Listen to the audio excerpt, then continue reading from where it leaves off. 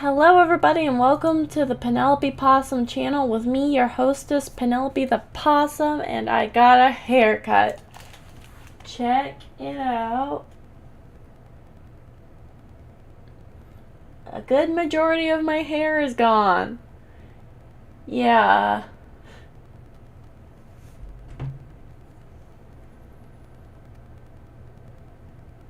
So we're just gonna have to deal with that being a thing from here on out. Wish that light was brighter. God dang.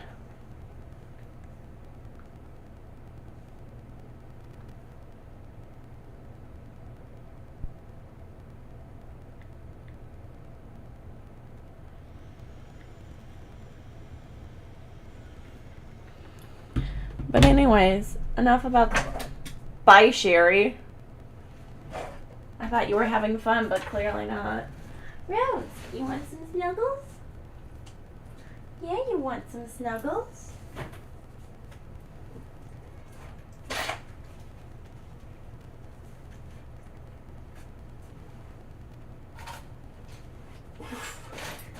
Oh, you're a chubby baby.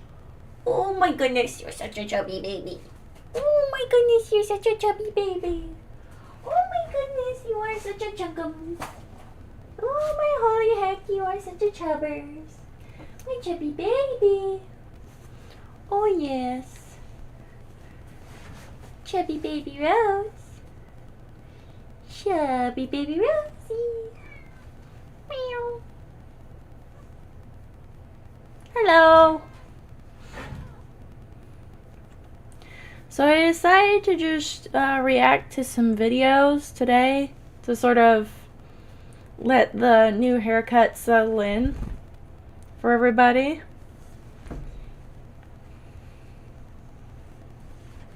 Don't need more than one big surprise in a short time frame, right? Anyways, when I post the video, I'll have the links to each of the videos. Damn it. Has little windows. But we've got Dr. Bob Valox, Southern Cannibal, and Alter. I thoroughly reviewed each of these, and there should be 0% any jump scares. Other good news. I've got 2 days left of work till I'm finished with it.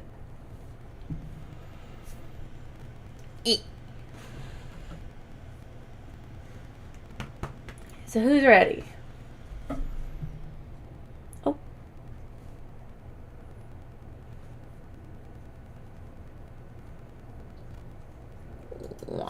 The police officer sits across the table from the weeping woman, who's dabbing her eyes with a handkerchief that does little to stem the flow of tears. Between sobs, she recounts her story to him. Several days ago, she gave her husband a kiss goodbye as he left home for a business meeting out of town. He'd traveled for business before, and always came back promptly. If he was delayed for any reason, he would give her a call and let her know. But this time, there was no call, no message, and no him. Now, after 4 days without so much as a text, she's beginning to fear the absolute worst. The police officer follows the standard procedure, asking about any enemies her husband might have had, or perhaps a reason to run away without leaving a trace. Was he having an affair? Was he in trouble with money? The woman insists vehemently that no, her husband is a good man with no secrets. He pays his bills on time, treats everyone with kindness, and never steps a toe out of line in any aspect of his life. She can't fathom why someone would want to harm him, and he would never, ever abandon their life together without a good reason. So, with nothing concrete to go on except the desperate pleas of a terrified wife, the police begin their investigation. What happened to this seemingly ordinary businessman that could make him vanish into thin air? They speak to his business associates, and all of them corroborate the wife's story. He's a perfectly ordinary, nice man with no secrets as far as anyone can tell. For a brief moment, suspicion falls on the wife herself. Did she kill her husband and then put on an act to divert? But there are no signs of foul play at the house and no discernible motive. If someone did decide to hurt the man, it wasn't his wife or anyone at his office. Damn. With no immediate family to speak of, all local suspects are ruled out. If it was foul play, it was someone in the city where the man had gone on his business trip. So they move their investigation there in search of answers. Cheetah, What they what are will you eventually doing? find, they never could have predicted in 100 years. The police don't know it, but the man does have one secret, something even his wife doesn't know about. He is absolutely terrified of using public bathrooms. In spite of this secret fear, on the day of his disappearance, he had to get up close and personal with a public bathroom. The encounter would see his worst fears realized. There's always something especially vulnerable about using a public bathroom in an unfamiliar place. Sure, it's unlikely that something will actually go wrong. The world isn't filled with masked killers skulking in bathroom stalls and waiting for an unsuspecting victim to stab. And it's not as if the pipes are crawling with alligators or rats ready to climb up through the bowl, teeth bared and ready to bite. But even Now, while that might be true, there are some cases of large snakes climbing through pipework and frogs and a lot of other things, actually. If you're in Australia, it's especially a good idea to check your toilet before you use it, because Australia is full of every creature on Earth that could possibly want to kill you. And a lot of them like to hide in small, dark places like the lid of a commode. Hello. still, there is a touch of anxiety to the whole ordeal. In a new place, all alone with your pants around your ankles, anything could happen. These are exactly the thoughts racing through the middle-aged man's mind every time he finds himself in need of a bathroom while out and about. Normally, he plans for that eventuality, and he stays close to home or at least close to a familiar restroom, one where he knows the lay of the land and feels safe. But today, Crab, a business meeting took him into a hepatitis, new yeah. neighborhood, and he miscalculated how long the whole affair would take. Now it's beginning to look like a real emergency. It is 4 days before his wife will file a police report declaring him missing, and the man is pacing back and forth on the street, musing over his options. He can't soil himself in the street. That would be absurd, not to mention illegal. He can't go outside. I That's didn't even realize worse. it was And illegal there's simply to... no time to make it back home. I did not realize it was illegal to soil yourself in public. I guess it could be considered public indecency, but that feels a bit like a stretch. Even if he drives as fast as he possibly can. No, there's only one thing to do. With no other available option in sight, the man is going to have to face his worst fear: a strange public bathroom. Up ahead, he spots a public latrine. In any other scenario, he would never take this risk, but the only other option is finding a bush to squat behind, and that is simply unacceptable. Why? In what world? What country is it illegal to just find somewhere no one can see you and go do a deuce?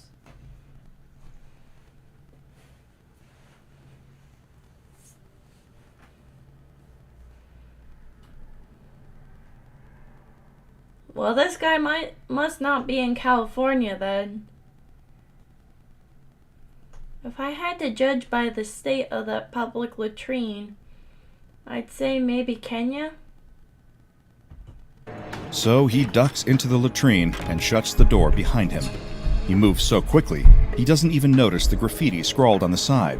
Beware, snake. Even if he had spotted it, he likely would have written it off. Snakes can be dangerous if provoked, but they don't tend to pose a danger in the bathroom. But before we get into... Yeah, unless they climb up through the pipes. There's also a problem with fecal matter in the streets of India, but I'm sure that's unrelated. to the insane details of the man's emergency pit stop in the terrifying public restroom, I have a question for you. Does something feel wrong with you? Is something interfering with your happiness or preventing you from achieving your goal? Let's just skip the BetterHelp real quick. No offense to Dr. Bob, but seriously. / He's a bigger name now. He could get a better sponsor than BetterHelp, I swear. Like, Dr. Bob. Thank you again, BetterHelp, for supporting this channel. And now back to the terrifyingly dirty details behind our guy's adventures in the public restroom. He reaches for the lock, but before he can turn it, it clicks into place seemingly on its own. That's a bit unusual, but perhaps there's some sort of automatic mechanism on the lock. He doesn't have time to worry about that right now anyway. He walks toward the toilet, trying not to focus on the cleanliness of the bathroom, when all of a sudden, he loses his balance, stumbling into the wall. He struggles to right himself, but the ground beneath him continues to pitch and roil. yeah. What is this, an earthquake?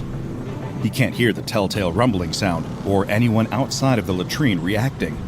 He doesn't have long to think about it, before the ground beneath him rolls again, knocking him to his hands and knees on the filthy bathroom floor. icky. He scrambles back toward the wall, pressing his back flat against it, and using the strength of his legs to slowly push back up onto his feet.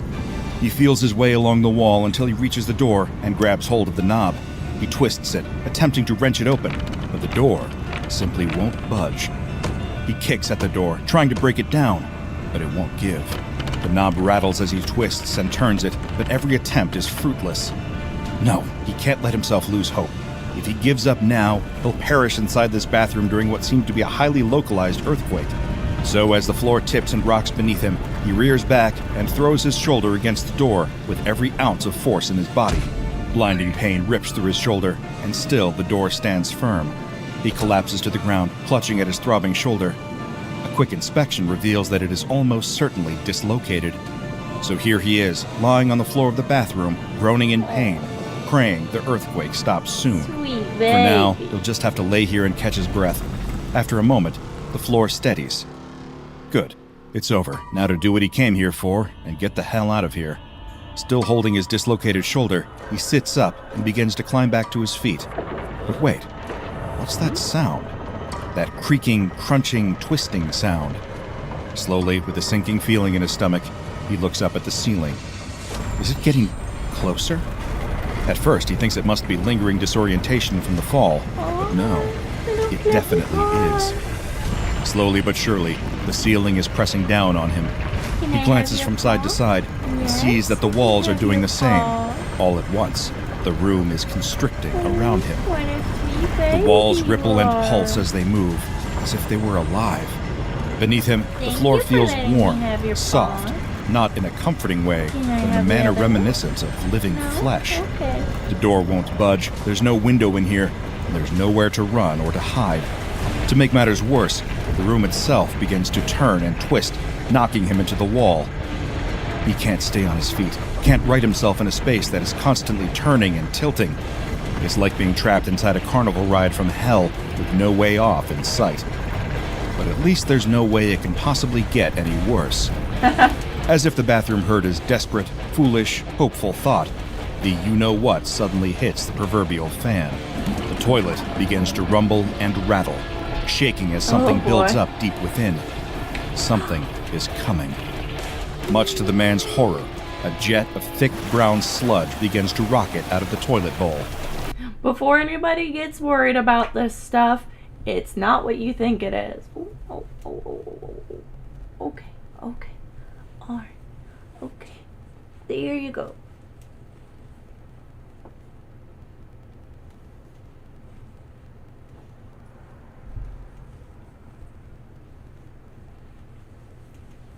There you go, baby. Ooh. Oh, you're getting heavy, baby. The fountain of disgust touches the ceiling, dripping down the walls, all while the man watches in despair. The walls and ceiling keep twisting, and the floor begins to rock again. He tries his best to stay on his feet. The man slips in the mystery slurry and lands on the floor with a painful thud. Then, while he's down, the floor tilts at a dramatic angle, rolling the man toward the toilet. The entire room is somehow working together to force him in its direction. He claws at the door, straining to hold himself in place. It's ironic. He came in here with nothing but the toilet in mind, but now he'll do anything he can to stay away from it. He isn't sure what awaits him if he reaches the toilet. I have a funny feeling he doesn't have to use the bathroom anymore, by the way.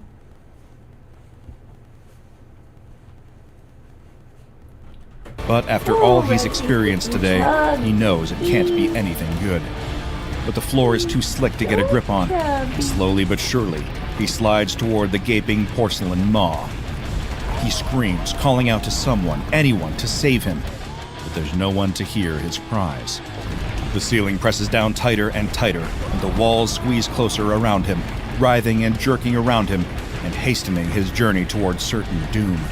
His fingernails leave gouges in the floor as he slides and reaches the opening of the toilet. The walls and ceiling are right up against him now, physically pushing and cramming him into the hole. First his feet, dozens of tiny bones crunching as they're forcibly contorted to fit into the small opening. Then his ankles, his shins, his knees, each inch of movement more agonizing than the previous one. God. With the building closing around him like this, forcing him down into the toilet's opening, he can't help but feel like prey in the belly of some enormous beast.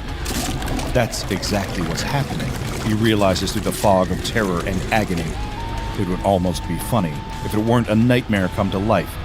The toilet is eating him alive. When the man has been crushed up to the thighs, he loses consciousness from the pain. It's a small mercy, but it means he won't be awake for what comes next. Bit by bit, the toilet swallows the man, the interior of the bathroom crushing him to a pulp as it does. When the room returns to its original size and shape, there's almost no evidence that the man was even there. Only a small pile of skull fragments and a reddish-brown smear along the floor suggest anything was ever amiss. Several days later, the police come looking for a missing businessman. At first, the trail appears to have gone cold, but then a local man reports seeing a man in a suit enter the latrine. He also explains that, as far as he can tell, the man never came back out. When they enter the latrine, they spot the skull fragments and a smear of organic matter and take the samples in for testing. The sample is human and a match for the missing man. With more questions than answers, they turn to associates with more experience in such mysterious cases. All the while, the officers struggle with a dilemma. How do they tell a grieving widow that her husband may have been killed by a toilet? You don't. Certain occurrences defy words, and that was definitely the case for this first recorded activation of SCP-3414. SCP-3414 is a public bathroom located in the Kibera neighborhood of Nairobi, the capital city of Kenya. It consists of a single pour flush toilet, which opens into an underground pit shared with its neighboring toilets. The latrine is completely unremarkable to a passing observer, with the exception of the writing on its side. Beware Snake. The origin of this writing is unknown, and in a surprising twist, is thought to predate the manifestation of the anomaly inside of SCP-3414. Whoever wrote it there must have either had the power of precognition, or been somehow responsible for the anomalous aspects of SCP-3414. As for these anomalous aspects, they activate whenever a live, warm-blooded organism with a weight of more than 20 kilograms enters the latrine. There you go. Once an acceptable target enters the confines of SCP-3414, the door will shut on its own. You're getting too heavy to hold up like that, baby kitty. Remain closed for the following 10 to 12 minutes. Reinforced observational devices have been placed inside SCP-3414 and captured the details of what befalls the unfortunate victim next. I don't have to tell you that none of what follows is pretty. It begins with the shifting of gravity in the latrine, creating a rolling and pitching motion that knocks over the being inside. Next, You know what this reminds me of? That one SCP where a bunch of roaches and oil and such leak out of a tub in a bathroom. You guys remember that one? We watched that video, I swear. the ceiling and walls begin to twist and turn, constricting around whatever is inside and potentially crushing it to death. During inspection afterward, the walls appear structurally sound, but are warm and slightly pliable to the touch within the first 6 to 8 hours after a feeding. After the walls have begun to twist and crush the unfortunate would-be bathroom user, dark brown slurry begins to eject from the toilet at a rate of around 10 kilograms per second. The slurry has been found to be made up of the following components: leaves, 5%, partially digested biological tissue, 22%, and fresh water, 76%. Doesn't sound familiar. Are you sure? It was a D class walked into a bathroom, a perfectly ordinary looking bathroom. He sat down on the toilet. A large roach came into the room. He kills the roach. Then a bunch more roaches come and eat that roach, and pandemonium ensues. I think it was called... Hold on, it was another Dr. Bob episode.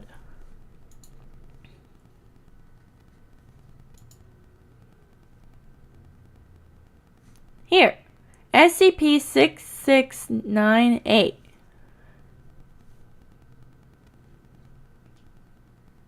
That one. SCP-6698. We've watched a video with that one before.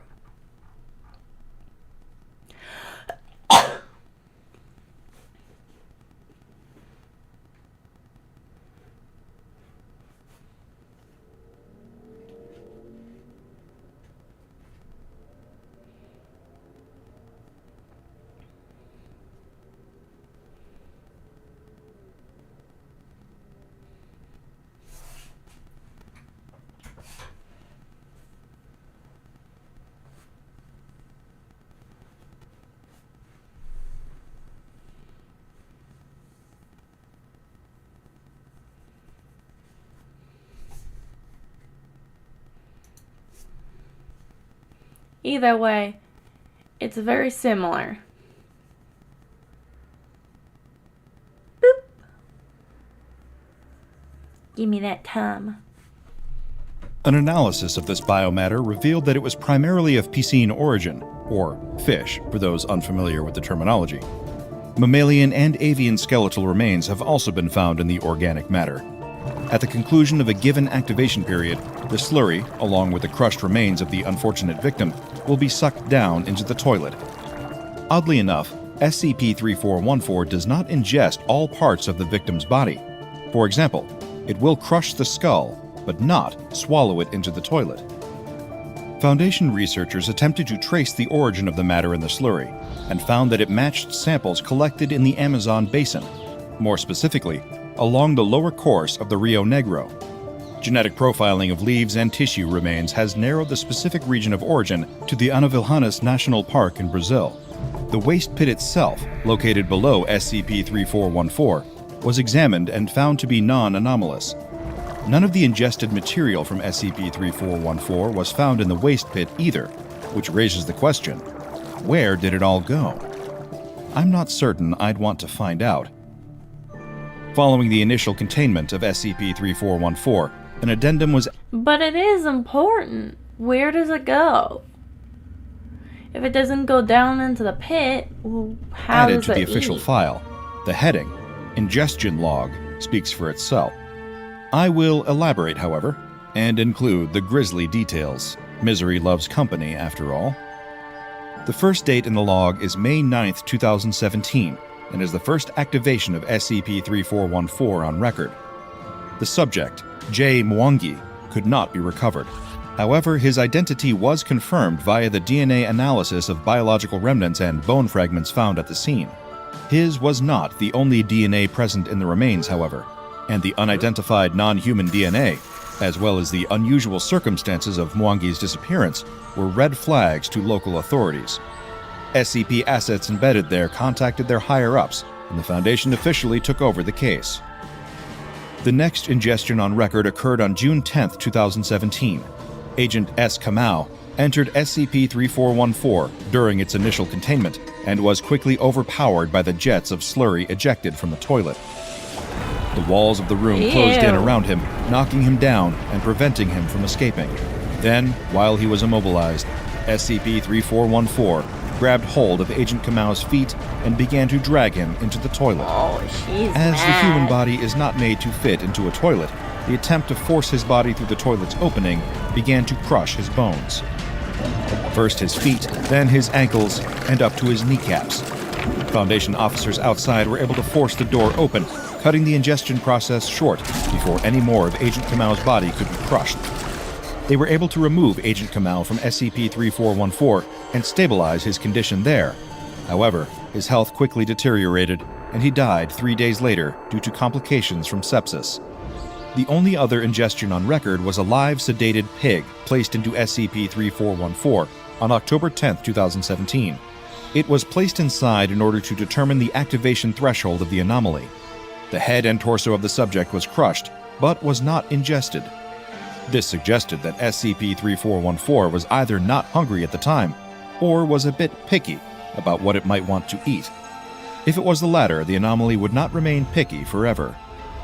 After an incident occurring on April 5, 2018, the containment procedures were updated to include regular feedings, usually involving a sedated pig. On that fateful day, a large amount of brown slurry burst from the toilet of SCP-3414, in spite of the fact that it had not been activated beforehand.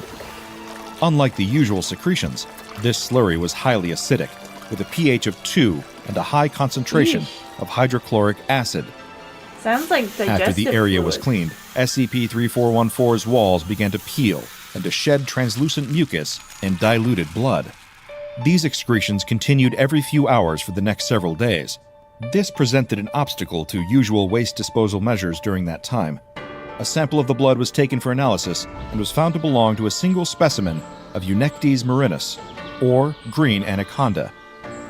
Additional testing of the blood showed abnormally low levels of prealbumin, which suggested that the snake was acutely malnourished. In light of this new development, resident herpetologist Dr. S. Nyong'o weighed in. He suggested that live organic material be provided to SCP-3414 in order to solve the problem. At his instruction, one live pig was delivered to SCP-3414, and the excretions immediately stopped. Additionally, attending researchers reported hearing a high-pitched hissing sound coming from the ground. The official containment procedures were updated in order to include regular feedings for the anomaly. SCP-3414 is currently under the jurisdiction of the Kenyan Slum Cleanliness Program, or KSCP. I'm thinking here, other than the warping of the building itself, it sounds like it's just a snake. Is the building itself the snake? Somehow? Does the introduction of certain amounts of biological matter into that space make it, like, go through some kind of metamorphosis?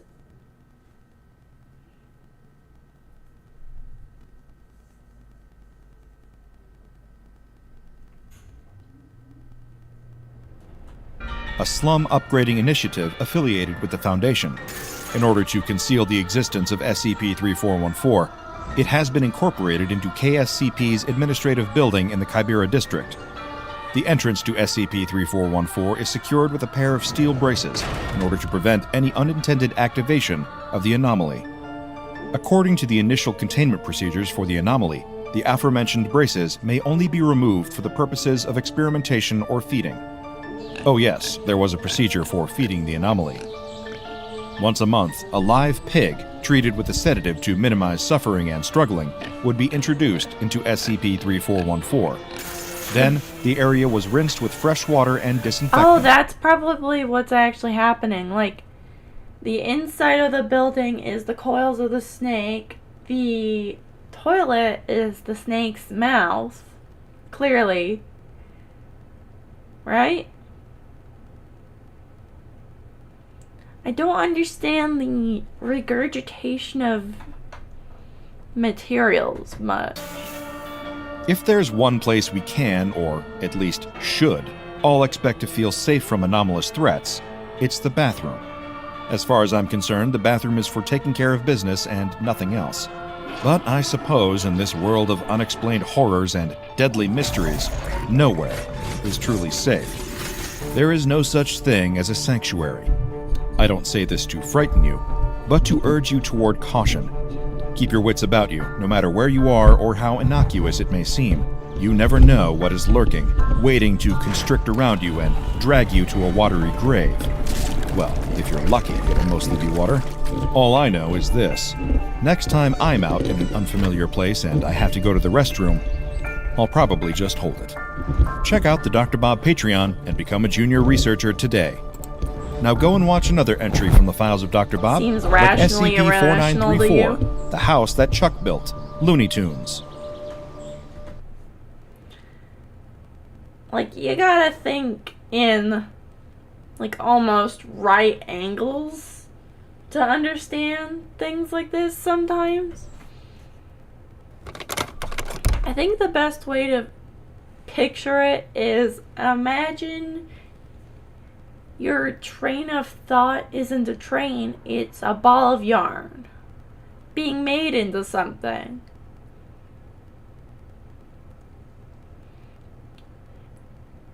It starts from a mostly incohesive line that wraps around itself, and then it slowly weaves into a larger thing that makes more sense, and things interconnect in ways that make more sense.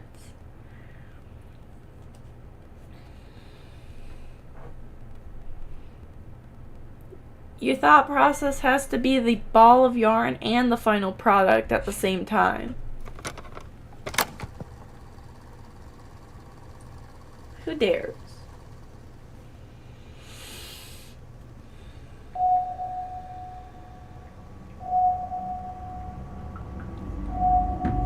I'm never gonna have to tell him again. Never gonna have to tell him again. Never going to have to tell him again.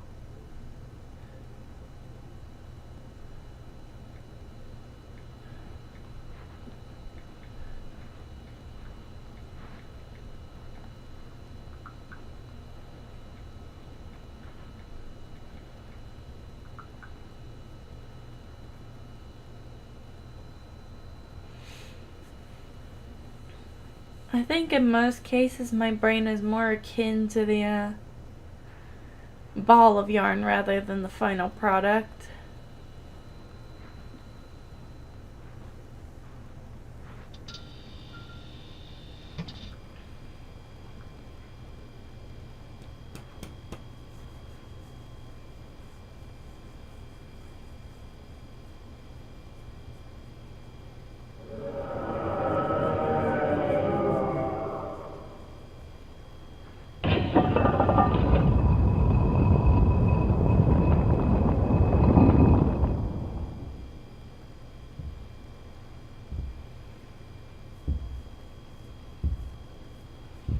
I'm still thinking about the fact that he said it was illegal to poop your pants.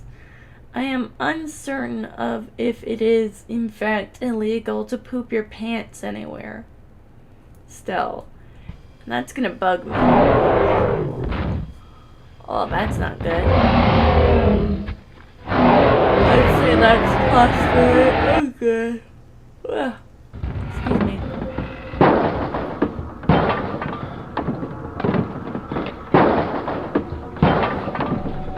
But yeah, my last day should be on Tuesday, which will be a streaming day. So you guys will get the very last parting momental thoughts of me leaving that job for good. If I ever get another one, it's definitely going to be something nicer.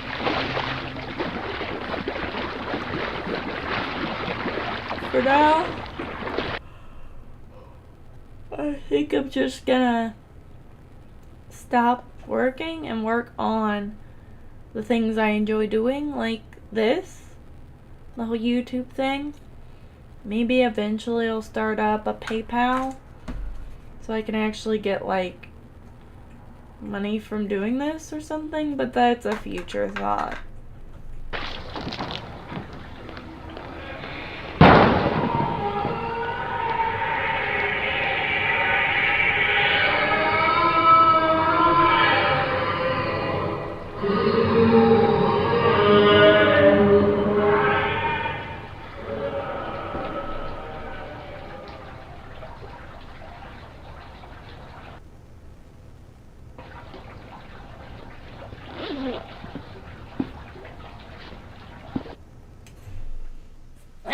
There's dumb orange boy.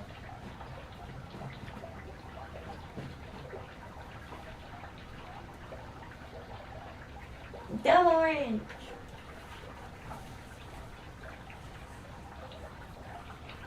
Cheddar floof.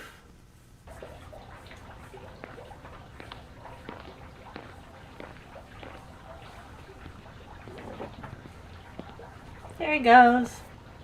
Bye, Floof.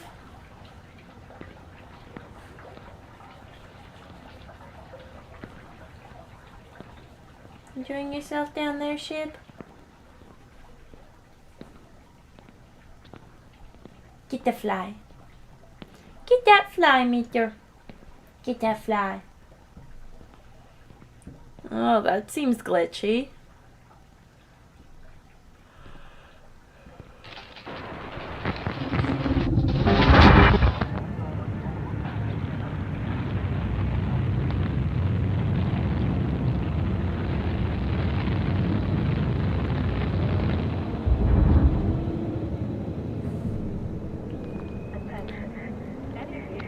That's one thing about the back rooms, is that it can seemingly put you back where you came from, but there's actually levels in the back rooms that seem like other places.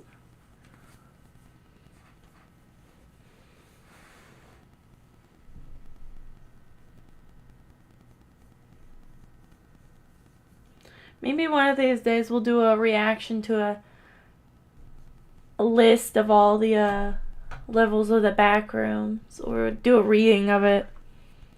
Let me know if you guys would like that. The current only project I have going on for crafts is turning an umbrella into a sun umbrella.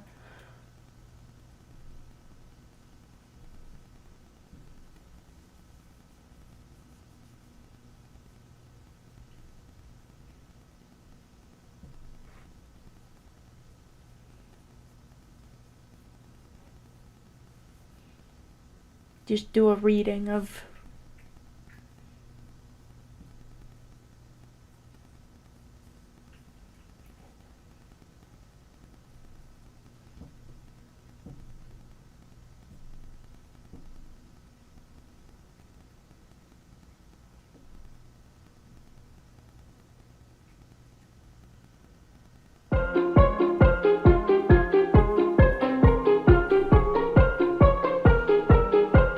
even do like go absolutely feral and just go on the creepypasta website and read a creepypasta.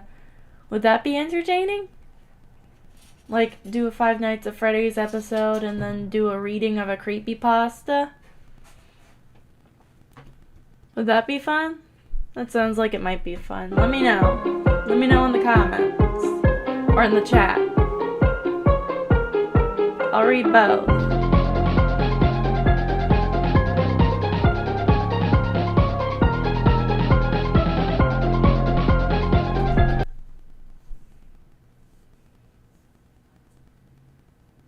Seems like it would be? Okay.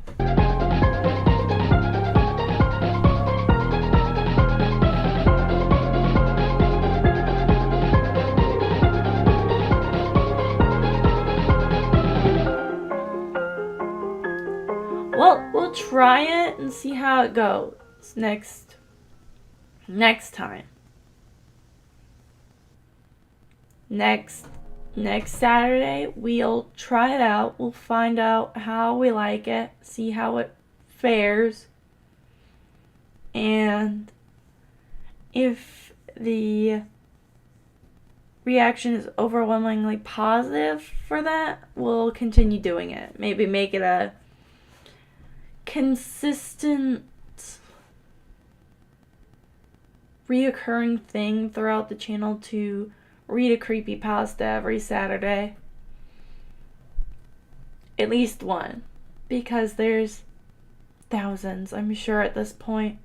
Creepypasta got a big resurgence recently. And even before the big resurgence, there's this is gonna be the last video until Monday. So I hope you all have a great weekend. I'm starting to get low again on stories. So if you have a story of any topic, you should send it over at southerncannibal.com, or you can email it at southerncannibalstories@gmail.com. Only if you want to. We could also possibly go to /X for some on 4chan for some good stories too. We'll see though. If you don't, or you don't have a story, that's okay too. I just thought I'd bring it up. All that being said, let's go ahead and get started into these stories. And remember to always stay hungry. The story took place around late 2016 to early 2017 when I was around 20 years old. I'd just gotten my heart broken for the first time and I found myself looking for an escape. I downloaded Tinder and aimlessly began swiping because I had no real intention of looking for a relationship, more of a distraction honestly. I ended up matching when his profile listed that he was around my age. He was about 6'5" and from Turkey. He had just moved to Atlanta, Georgia, which is where I lived at the time. He was a basketball player, and he looked like a fairly average guy. Let's call him Ali. Ali and I spontaneously decided that we should meet up the next night at a hookah bar on campus of my college. I had to get my mom to drop me off because I sadly didn't have my license yet at 20 years old. I arrived near the hookah bar at our meeting time, which was 6:30, and waited. I texted him through Tinder since his phone was still international, and I hadn't heard back from him. First red flag. I got a response and he stated that he was only a few minutes away. I began playing on my phone for a few, and I noticed that I was draining my battery significantly, so I put it away. I just sat down on a bench across from the restaurant and waited somewhat impatiently. I really should have left. After I waited embarrassingly for 45 minutes, Ali arrived from his Uber and began signaling me. He looked just like his picture, and all was well in that instant. I greeted him and we had a hug when he had suddenly leaned in for a kiss. I jolted back and then nervously laughed and said, "No." He then proceeded to try it again, and this time I said no in a much more firm voice. Second red flag. He shrugged his shoulders and he asked if I was ready to enter the restaurant. Apprehensively, I agreed. Upon entering the hookah lounge, the hostess greeted us and asked to wait to be seated. Oh boy. He began to argue with her. "There are plenty of seats open here. We can sit wherever we want." And then he proceeded to walk past her and go find a place to sit. She just said okay, and I looked at her with a sympathetic look and apologized. To preface, I have no issue paying for my own meal on a date. That's not an issue, but I had found myself short on cash this week, and I told him this beforehand we had the date. He said it was no problem and that he'll pay. So as we sat down, our server came over and offered us menus and a hookah, which he refused. Then the waiter offered a drink menu, which he accepted.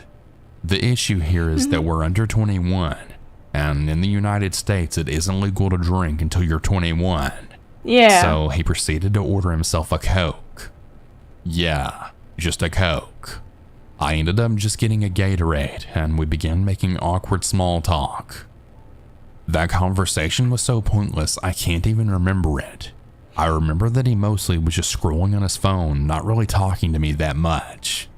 One thing I do remember though is him pointing at me and then saying, "You were gonna be my girlfriend." No asking or anything. I knew that I wasn't going to be going on a second date.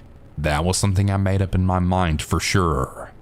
The waiter comes by and he asks if we wanted to order anything else. He then begins to get up to leave the restaurant saying, "Let's go somewhere else. I don't want to be in here anymore."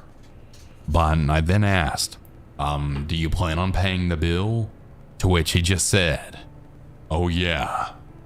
He was just about to walk out without paying. I was so embarrassed and humiliated in front of the waiter. He pays the waiter and we make our way out of the restaurant. Wanting to cut the date early, I began to check for my phone, but to my horror, it died. He asked me if I wanted to go for a walk in that part, and I reluctantly agreed. As we're walking, he starts to lean towards me again. He then says, "So, can I kiss you?"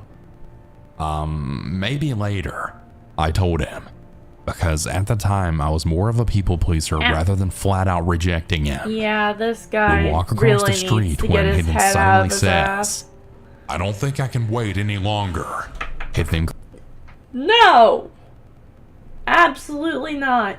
You do not get to decide you're not waiting any longer.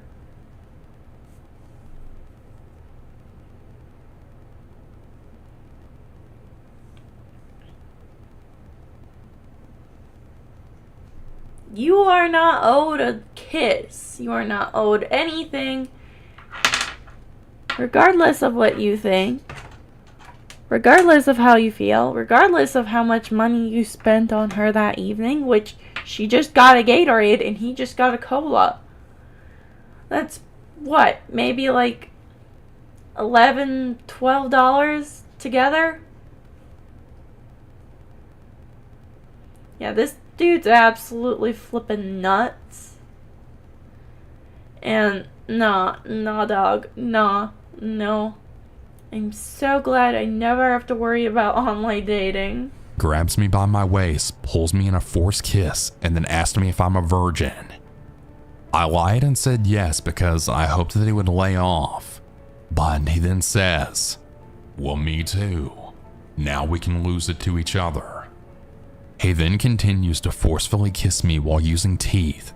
It almost felt like as if he were biting me. A little about me is I'm 5'9" and 150 pounds at the time. While I'm not a super small girl, I was honestly small next to him, as he was 6'5" and maybe 250 pounds. Keep in mind, all of this is taking place at 8 p.m. at night in a nearly empty park. I then scream at him to get off of me. I told him to just stop touching me. He eventually relents.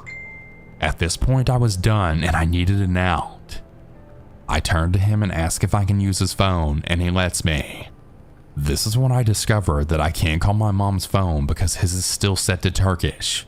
I had a slight feeling of panic. I asked him to walk with me to another store or restaurant so I can try and get Wi-Fi and download one of those free text apps to call for a ride.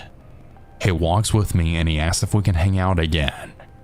In order to not upset him, I said okay, but this is just a bad night for me and that I need to get home. He then says, "I feel like after this date, I'm never going to hear from you again." I lied and assured him that that was far from the case. Well, eventually we were able to find Wi-Fi near a restaurant, and I successfully contacted my mother to come and get me at the park where I was dropped off at. He asked to walk with me back there, and I unfortunately relented. As we walked back to the park, he began looking around and he saw a random black guy walking by. He then tells me that he's nervous because he's afraid of black people. I looked at him confused because, well, I'm a black woman. Oh boy, okay, so I see what's happening here probably. The dude's got a fetish, for sure. He's got a fetish for a lot of things, it seems. Dude has spent way too much time looking at porn.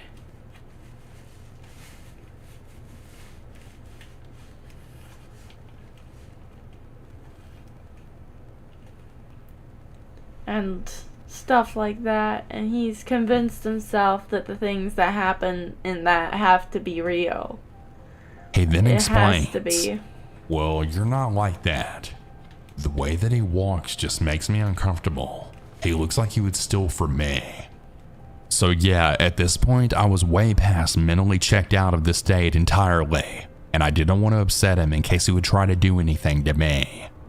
He then leaned in and he gave me another tooth-filled kiss that honestly hurt my face. I pulled away. Who kisses with teeth? You do not. Teeth aren't a part of the equation. Again and attempted to change the subject while I waited on my ride. I can't remember why, but he had pulled out his wallet and showed me his ID. Remember how he said that he was 20 years old like me? Well, it turns out his license says that he's 17. I then immediately asked him why he lied about his age. He stated that he didn't lie and that he had his birthday changed on his ID when he moved here. Even more confused, I felt super grossed out and disgusted with the fact that he seems to be a literal minor. I then looked up and saw my saving grace, my mom's car in the distance. I suddenly stood up and explained to him that that was my ride and that I had to go. He then asked me if we could hang out again sometime, which I agreed. But as soon as I got in the car, I blocked him on all of my social media and then unmatched him on Tinder. I'm 27 now, and I've grown a lot in the sense that something like this would never happen again, especially over a heartbreak. I'm also happily engaged, so I don't ever have to worry about running into that kind of situation again.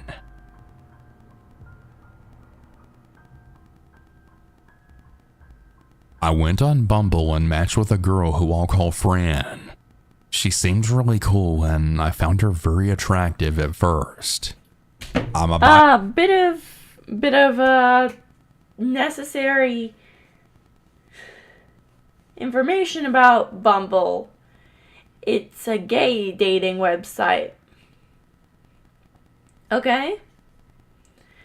A lot of people of a lot of different sexualities go on it to find matches, but it's a bit like Grindr in the sense that it's mostly a certain type of people looking for a certain type of other people. Important information. Bisexual female, and at the time of the story, I was freshly 18. I had no experience with anyone, but my preferences were set to male and female matches. Fran was 20 because I had my age range set to include anyone between 18 and 25. We started talking regularly, and I had told her so much about myself. Well, after a month of talking, I felt like I could trust her as we spoke every day. I told her about how inexperienced I was, and she told me that she found this hot. I didn't think it was odd, but it made me embarrassed. After that, she had began asking me intimate questions, like if I'd kissed anyone and what I thought my favorite sex position would be. She also started saying that we needed to meet up, and that she couldn't wait to take my virginity. I felt uncomfortable, but brushed it aside. Oh my god. I mean, maybe this was just how dating worked. I had matched with some dudes on Bumble, and a few of them sent me a dick pic as soon as I said hey. So I thought it was normal for people to be very forward on these apps. I did like... It is, but it's not okay to be this forward. Dick pics are normal. Any dating website, let's say, that has the ability to send images, you will get pictures of guys' dicks, even if you don't have males as a preference.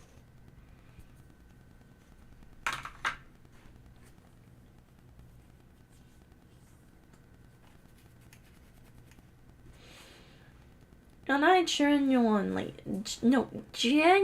want to know what they think they're doing with that. Like,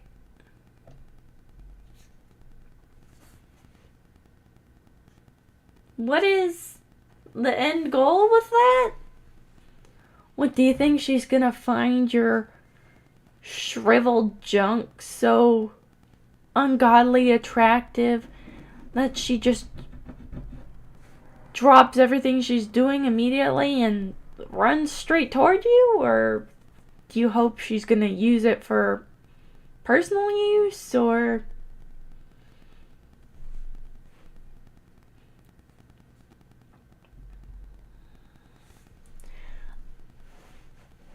and it's not even just dating sites, it's any website where people can message you and send you pictures.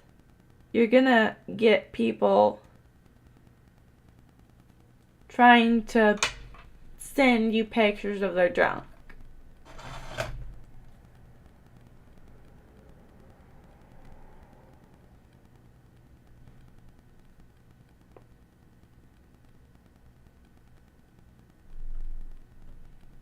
And I really friend, but really want to know.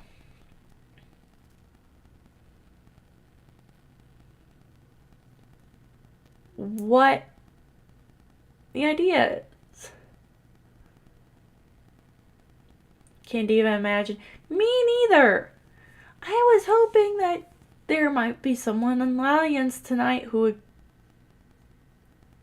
been on the sending end who could enlighten us on the thought process. The only things I can think of is that you're hoping she'll use it for personal use or send you some back.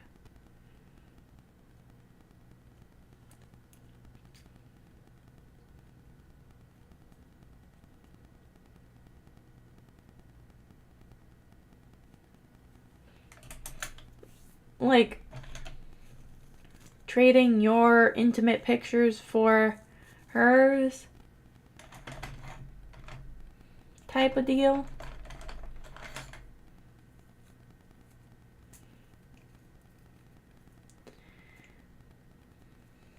That's the only thing I can think of. That's the only logical possibility I can think of.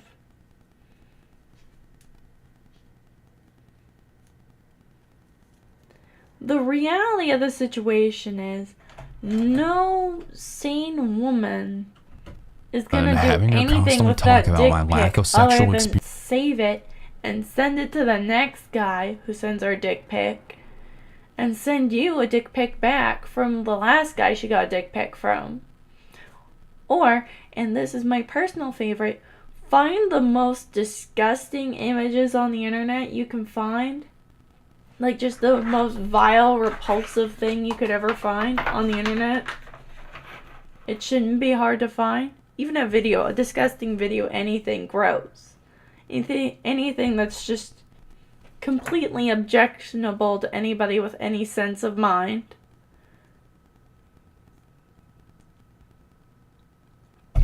And send it back to them.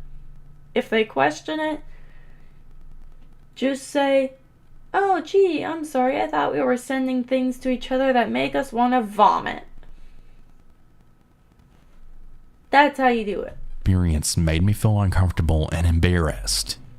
She would tell me constantly that she wanted to bang a virgin and now was her chance, and how I was so hot, etc. I ended up telling her that she was making me uncomfortable, and she apologized.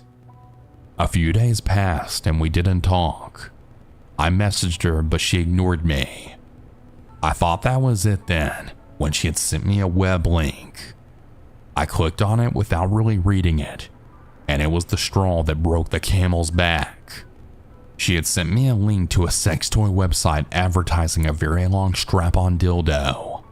I exited out and just felt awkward, and she sent me even more messages. She told me that she had ordered it for us, and that when we met she couldn't wait to put it on and fuck me with it for hours.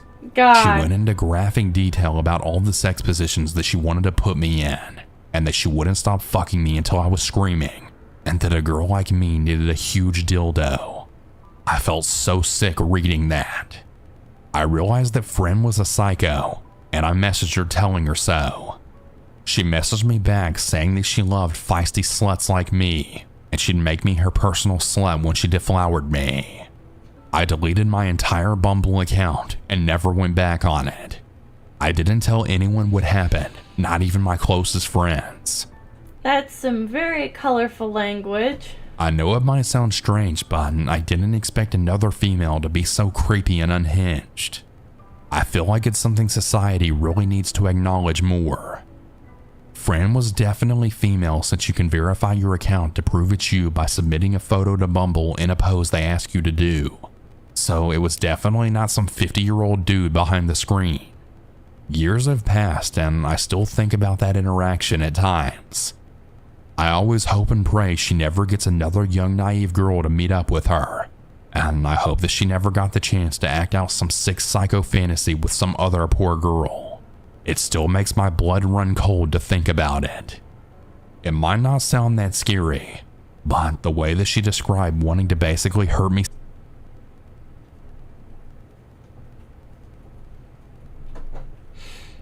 sexually just disturbs me so much. Shoot. It was really terrifying to know someone wanted to do that to me.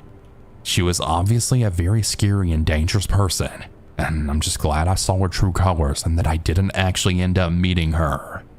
God only knows what would have happened.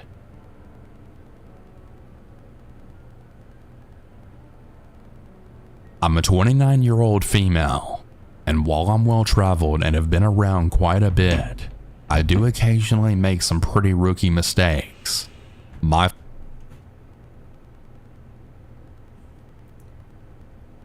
Do I even need to say anything with that?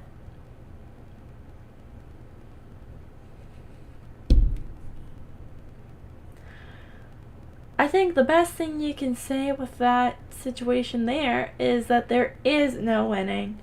No matter what side you choose, there's always going to be freaks and weirdos and people wanting to take advantage of you. Whether you're going for women as a woman, men as a woman, men as a man, or women as a man, there are creeps. Well traveled. I never got the people who insult some girls by calling them a virgin and a slut. You know, to be one, you can't be the other, right? Like, to be a slut, it is implied you've had a lot of sexual partners. And to be a virgin, you've had none. Ever. So, what the hell?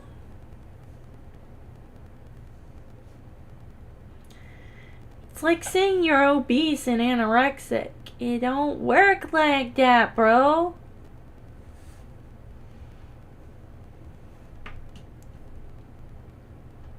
Fault, and I make no excuses. I try to remain vigilant and alert, but I'm very capable of letting my guard down. So after being here in the US for about 2 months, I decided that I was bored sitting around my unit watching 90 Day Fiancé. So I decided to make the old dating profiles again. I made no specific intentions known about what I was interested in accomplishing, as I don't really know myself. I just wanted someone to hang out with and see where it goes naturally. I ended up matching with this one bloke who had shared interests with me. We chatted a bit over the app, and eventually I felt okay giving him my number. After talking back and forth for a couple of weeks, I agreed to meet up. We met at a pub and we had a couple of drinks. I'll admit, at first I didn't recognize him because he didn't resemble his photos to the extent that I was expecting. He didn't look bad by any means, but I could tell that he used older photos and edited them enough where he seemed more appealing. I swear I'm not trying to sound superficial, because he was cute, just not what I was expecting. But I also think we've hit a point in social media culture where it's safe to assume that we won't see the same thing in real life as we do online, and that's okay. Yeah. We did hit it off. Yeah, the photo you see online is very, very seldom going to be close to the person you end up seeing.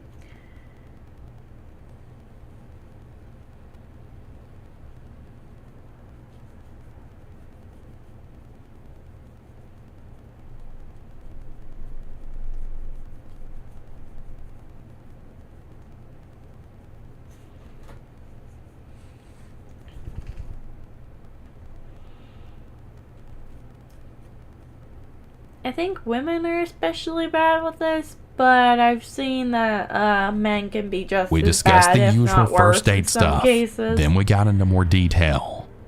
I told him about back home and work, and how life was different than here in the States.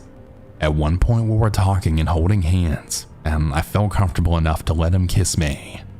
Well, he had asked me as we were leaving if I wanted to go back to his place for a cup of coffee. I told him that I knew what coffee really meant, and that I didn't want to do that on a first date. He assured me that it would be 1 cup of coffee, and that he would give me a lift home so that I didn't have to call an Uber. I accepted his offer, and we walked to his apartment, which was a few blocks away. As we were going upstairs, he had made a few questionable remarks. He mentioned how I wasn't like most girls because I accepted his invitation and alluded to the, "You never know, I could be a psychopath." He then motioned with his eyes down to my dress and inquired about my titty size. I told him again that I was sorry, but the night wouldn't end with him getting lucky. As we got into his unit, he dismissed himself to the toilet and left me sitting on his bed. It was a studio, and he didn't have a couch. As I'm sitting there and waiting for him to finish doing whatever he was actually doing, I noticed in the corner by his bed that he Probably jacking off. had two masks. One was a cartoon-looking goat mask, and another was a cat or maybe a tiger. What was even more alarming was that he also had a Bowie knife and a small woodcutter's axe only a short distance away from them. Upon further observation, I also noticed that there was a black jumper draped over a dresser. Then on his bedside table, there were a pair of latex gloves. Okay, I don't feel like being murdered tonight. I got up and then calmly left the unit. I then made haste down the stairs and down the street where I was able to catch a lift. Now look, I may have just really hurt his feelings because he had no malicious intent, but No fucking way. Two different kinds of masks. A black jumper, which I am assuming in this case means a hoodie. Latex gloves on the side table was the red flag to end all red flags there. Nobody, and I mean nobody, is going to have a pack of latex gloves on their side table for any reason. I've known no doctors who do that. No paramedics. Nobody. No malicious intent. Yeah. My fucking left foot. Pulling my leg here. Pull the other one. It's got bells on it. God damn, this dude's stupid as fuck. Like, the weapons can be explained. Some people do keep weapons in their rooms. The axe is... Yes, the axe is very suspicious. I wouldn't expect a woodcutter's axe of any size to be in someone's bedroom. Like, look, I have a knife in here. But I'd say a knife is normal. Like the Bowie knife. Yeah, fine. Okay, you can keep a knife in your room. Lots of people have knives or guns or things like that in their room. But an axe? That's suspicious as fuck. Especially with the masks and the black hoodie. I think this person just dodged the biggest bullet of their life and probably almost died. And if that's all that happened, then I'd prefer that over the possible alternative. All of these items alone wouldn't have been that bad. But all of these random items within a short walk from each other, I'd rather just not chance it. No. I'd say, on its own, a woodcutter's axe next to someone's bed would be kind of fucking suspicious, especially if they lived in a goddamn apartment in a city instead of, I don't know, a log cabin. And even if they do live in a log cabin, you don't keep that next to your bed. You keep that in a separate place. The bedroom is not a place for the woodcutting axe. The farmer does not keep his hoe next to his bed. The doctor does not keep his surgical instruments next to his bed. You have a profession. You keep it separate from where you sleep. You don't shit where you eat. You don't shit where you eat. I do feel bad for leaving a person, but I don't feel bad about leaving what could have potentially been a dangerous situation. That, along with his random personality change, was more than enough for me to make the call that I made. I think especially with the comments about her body and insisting she had to come with him.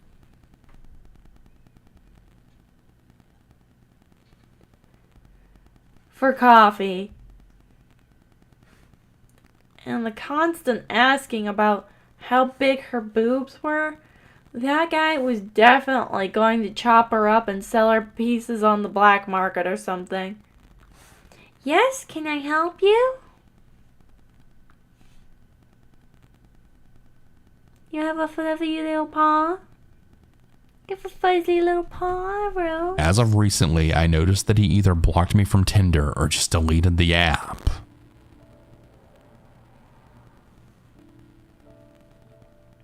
I'm a 23-year-old female, and I've been single for a while. I go out on dates very rarely, but I just recently moved to a new city. I've been struggling with loneliness from not knowing anyone, and I don't have any real friends from work yet. So I took to things like Bumble and Tinder. After maybe a week of swiping, I eventually came across a guy that I matched with. He was really cute, had a good job, had similar interests as me, and was the same age. I should have known. Big red flag right there.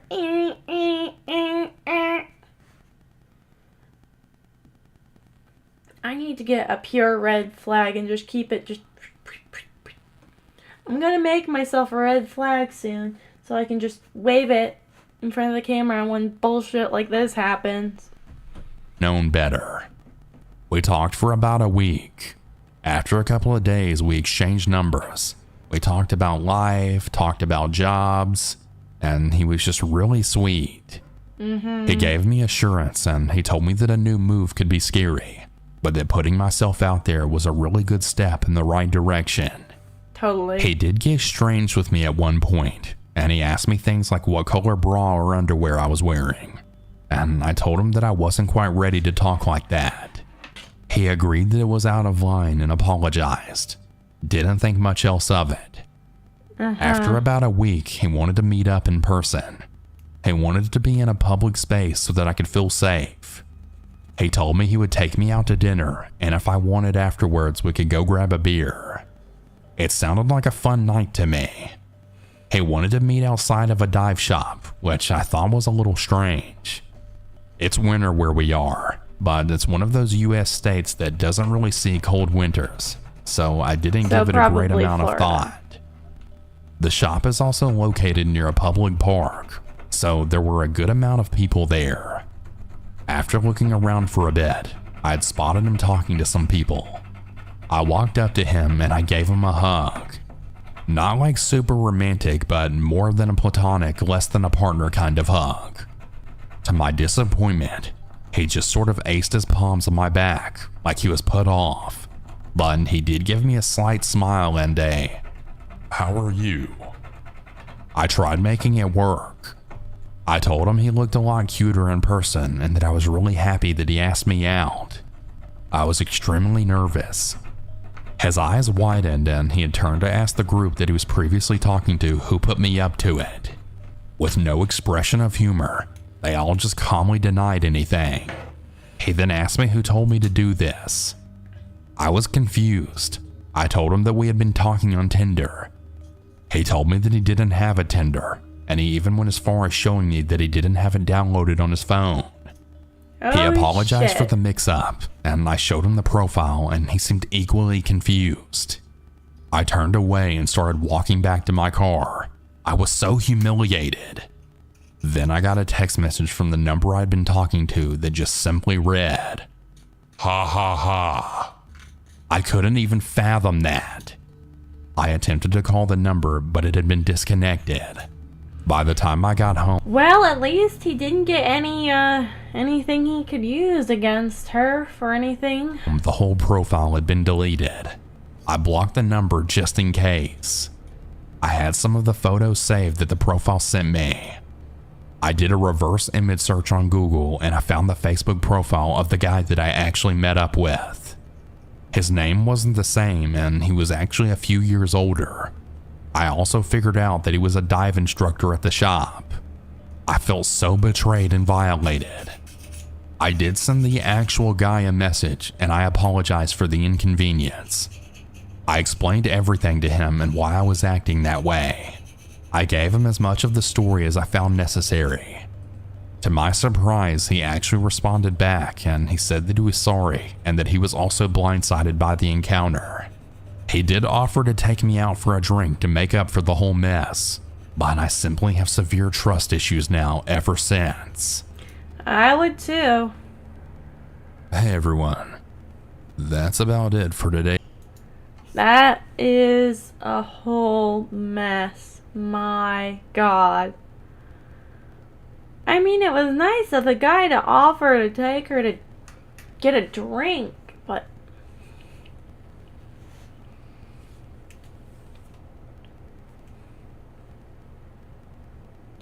how do you even deal with something like that? Like, what was this person really trying to achieve? Methinks they were trying to get, you know,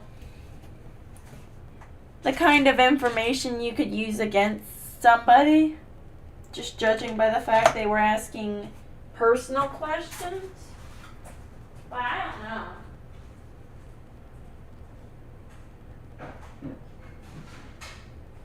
Getting something to drink. Mouse, what are you doing?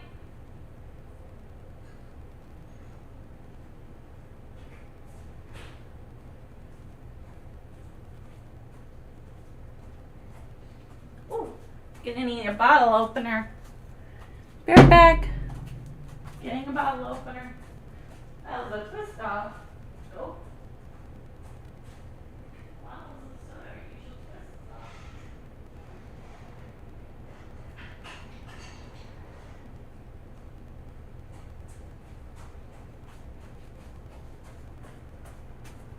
Are you ready for... Yeah, we're on panty color. You ready for a cute little bottle opener?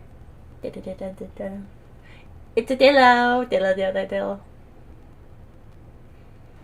It's an armadillo shaped bottle opener. Oh, it is a twist off.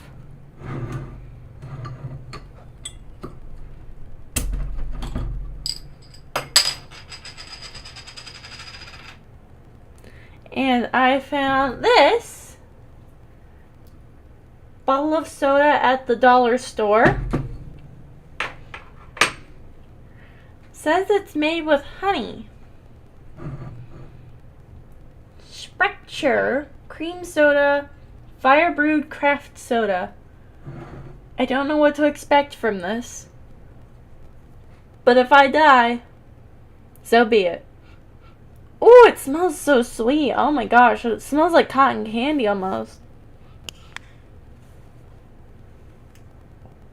Okay, then the rabbit became so enamored with his own reflection in the pond that he got closer and closer and closer until finally, chomp! Toast. The alligator popped up and swallowed him whole. He ate the rabbit? Maybe I should have chose a happier ending. No, that was cool. You're such a twisted kid. You're my one and only. My one and only. Good night, bud. I love you. Love you too, Dad. Oh, what a wholesome moment. I wonder what horrible monster's gonna come and ruin this wholesome moment for us. Ooh. Oh, that's sweet. Oh my goodness, that is very sweet. Also, this is a 16-ounce soda. It's a bit of a chunky boy. Oh my good lord. I Sweet. think I'm gonna read in bed and pass out early. I'm beat. What? I could have sworn you just came in here and said that. I guess we're both just tired. Yeah, your brain does weird things when you're tired, man. Long day. Night. What was that? I saw something run across the screen. Y'all saw it too.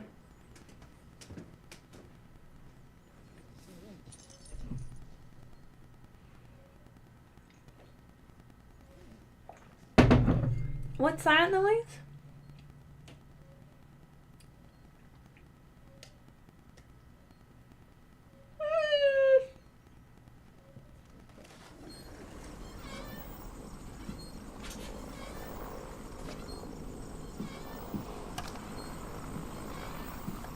am not having a fun time.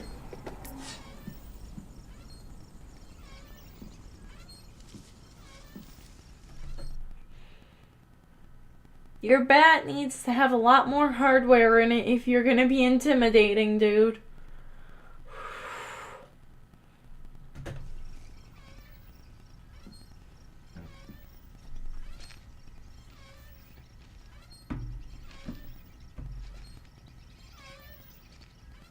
There's a squeaky ass swing. I need to oil the hinges or the chains on that.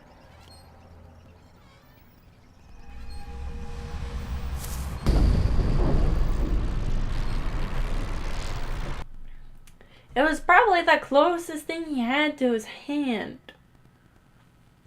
The wiffle ball bat. God, could you imagine if he stuck with the wiffle ball bat? That would have been fucking funny. Now I'm imagining trying to defeat the forces of darkness with just the wiffle ball bat.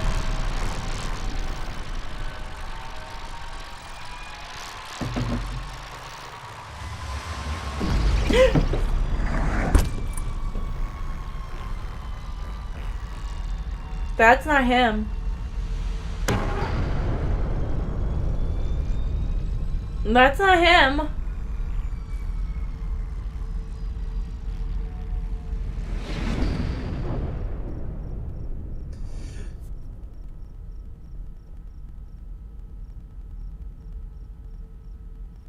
That thing's gonna kill his family, isn't it?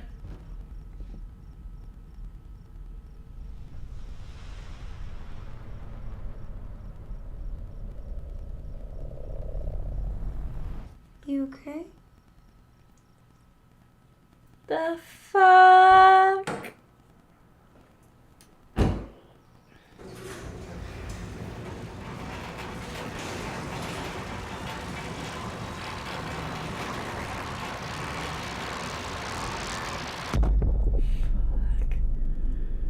That's some messed up shit, man. What the hell was even happening there?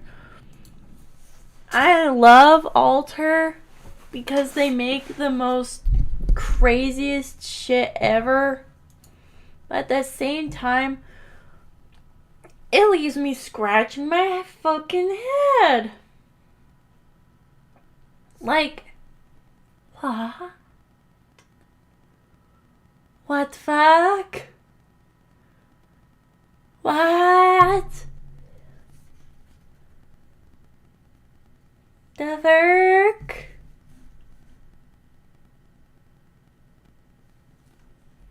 I am completely befuddled. Like, what was that thing? Was it him? Another version of him? What was up with the weird noise? The sort of bubbly noise? Anyways, guys, that'll be it for this week. I'll catch you guys next week on Tuesday to talk about the last day of work I have and maybe play some Bolt Gun. You know what? No, we're going to play some Bolt Gun Tuesday because it has been too long since we've played Bolt Gun. And we need to play it more.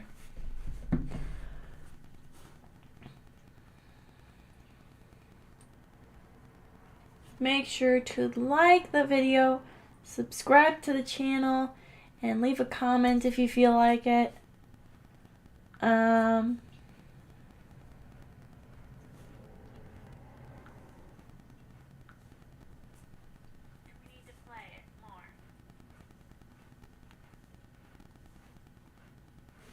Yes.